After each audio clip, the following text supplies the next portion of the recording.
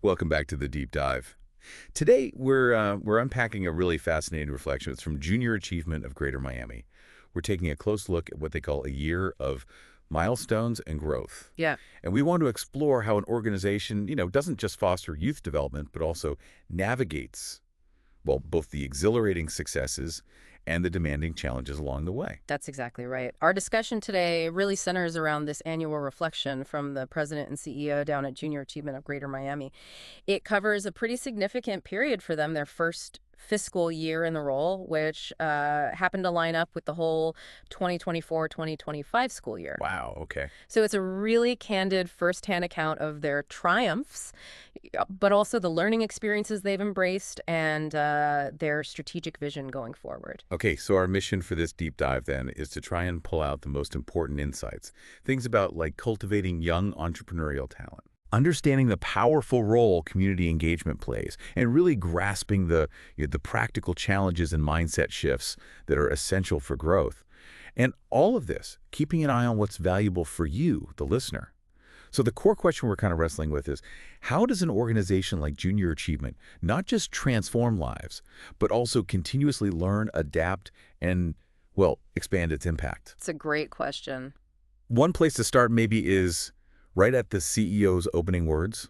They describe their first year as nothing short of exhilarating, but also demanding. Yeah, that duality. Right. And covering that whole fiscal year and the school year. Yeah. That's a lot to process for any leader, I imagine. It really is. And what becomes clear pretty quickly is that inherent dual nature of growth they talk about. Mm. They're celebrating these incredible milestones and transformations right alongside navigating some, pretty significant challenges. Mm-hmm. The CEO even shared a core mantra that guided them, focusing really hard on process, preparation, effort, and execution, with the belief that, long-term success will just naturally follow from that. Ah. It really shows that growth isn't just about stacking up wins, right? It's about how you engage with and learn from the setbacks too. That mantra sounds incredibly powerful, especially given the ups and downs. Yeah. Can you give us maybe a concrete example? Like, how did focusing on process or preparation help them deal with something like those two rained out invitational events? That sounds disruptive. That's a great question. Yeah, because it gets practical. The source doesn't spell out every single contingency step, but the very fact the CEO reflects on it, and later we see the director of events does too, it suggests they're committed to looking back, doing postmortems, adapting their process. Sure. So after the first rain out, they likely had to, scramble, re-engage vendors, reschedule, recommunicate with everyone. The fact it happened twice probably forced an even deeper look at risk assessment for outdoor events. Maybe new protocols, earlier contingency planning, insurance reviews, that sort of thing. It's about building resilience into their operational preparation for things they just can't control. Yeah, makes sense. And despite those curveballs, the wins are genuinely impressive. They specifically mentioned winning the Miami Chamber's Novio Award, Big one.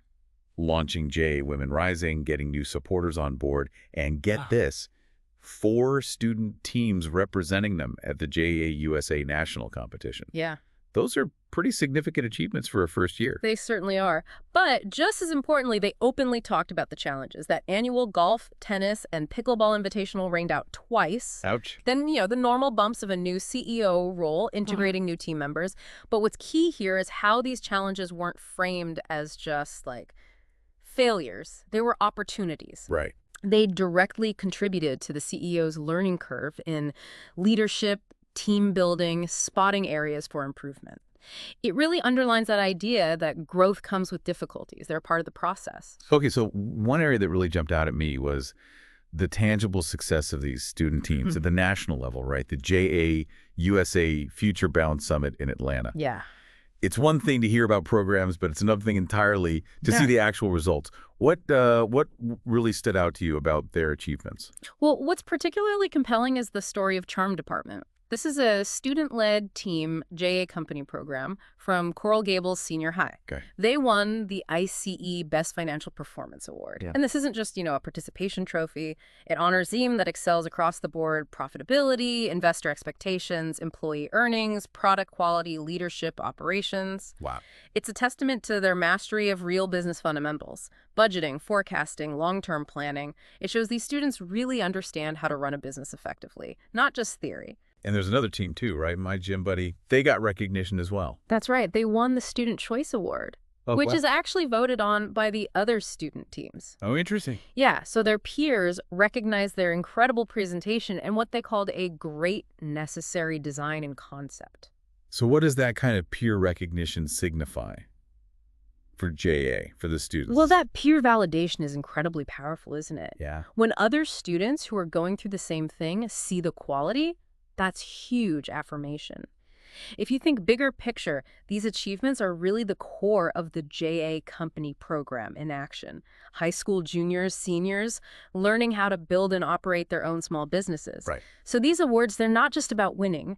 They validate a deep, practical grasp of business principles. From idea to execution, it shows the program works, it's hands-on, it pushes them beyond just textbooks. So, okay, we've seen the impact on students. It makes you wonder, what's next for junior achievement down there? How are they planning to, expand this reach, deepen those community roots? Yeah, they're definitely not sitting still. They're introducing a new entrepreneurial mindset program for the upcoming 2025-26 school year. Okay. And get this, to support it, they're recruiting seasoned entrepreneurs and executives in residence. Think semi-retired or exited founders. Oh, wow. Yeah. Which raises a really interesting question for us, right? How does tapping into that kind of deep experience benefit the next generation? It's more than just mentorship. It's that direct transfer of wisdom, practical know-how, maybe even the resilience learned from being in the trenches for years. That sounds like a fantastic way to bridge that gap, Yeah. in entrepreneurial knowledge. What else?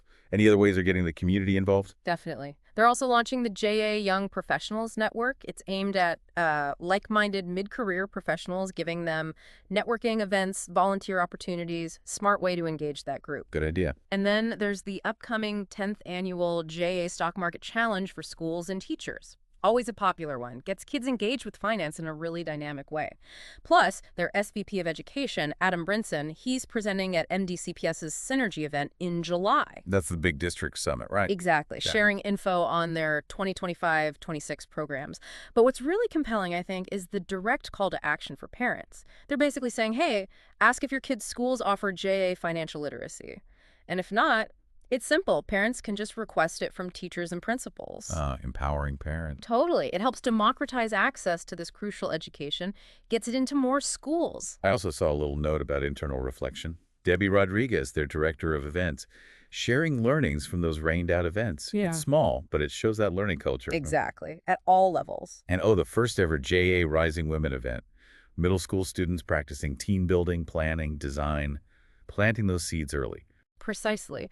And, all these initiatives, they bring us right back to the fundamental mission of JA Miami, which is simply to teach kids about money, how to earn it, save it, spend it, and share it. Foundational stuff. It truly is. And what seems crucial to making it all work is their reliance on the community, doesn't it? Absolutely. The greater Miami community for volunteering, funding, and to invite us into their classrooms. That quote really says it all. Yeah. It highlights this really powerful symbiotic relationship. The community support directly fuels developing these essential life skills in young people. It's a great model for how a community can invest in its own future. Wow.